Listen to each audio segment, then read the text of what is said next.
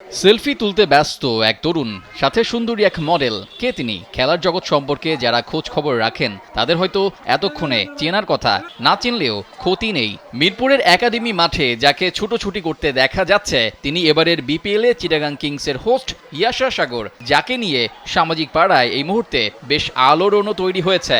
বিপিএলে চট্টগ্রামের নয়া সংযোজন পার্সোনাল হোস্ট ইয়াশা সাগরকে অবশেষে দেখা যাচ্ছে মিরপুরে বন্দরনগরীর দলটার সাথে ঘুরছেন, ফিরছেন, নিজের কাজ করছেন এবং অনেকের সেলফি তোলার আবদারও পূরণ করছেন ইয়াশা, যা গণমাধ্যমের ক্যামেরায় নিয়মিতই ক্যাপচারও হচ্ছে।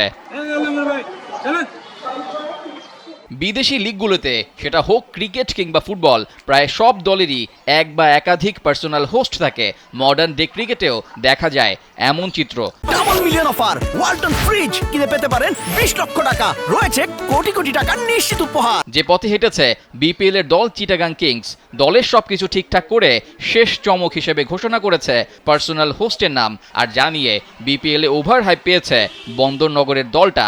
হোস্টকে ঘিরে আগ্রহ বেড়েছে দর্শকদেরও।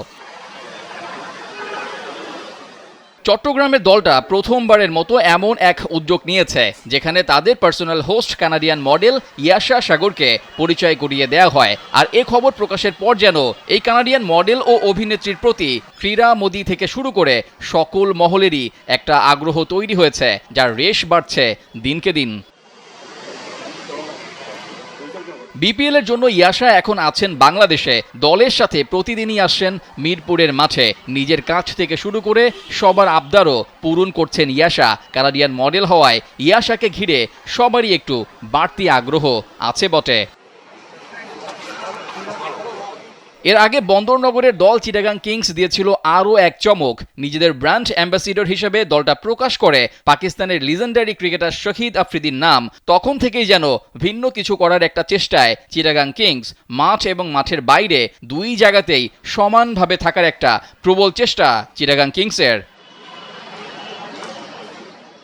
বিপিএল এর ফ্র্যাঞ্চাইজি হিসেবে পুনরায় আত্মপ্রকাশ করেই যেন একের পর এক চমক দিয়ে যাচ্ছে চট্টগ্রাম। প্রথমে ডিরেক্ট সাইনিংয়ে দলে ভিড়িয়েছিল বাংলার ক্রিকেটের পোস্টার বয় সাকিব আল হাসানকে। তবে নানান ঝামেলায় সাকিবের খেলা না হলেও চমকের পর চমক দিয়ে দর্শকদের বুথ করে রাখার চেষ্টা করছে চট্টগ্রাম। দেখা যাক মাঠের খেলায় কেমন করতে পারে বন্দরনগরীর এই দলটা।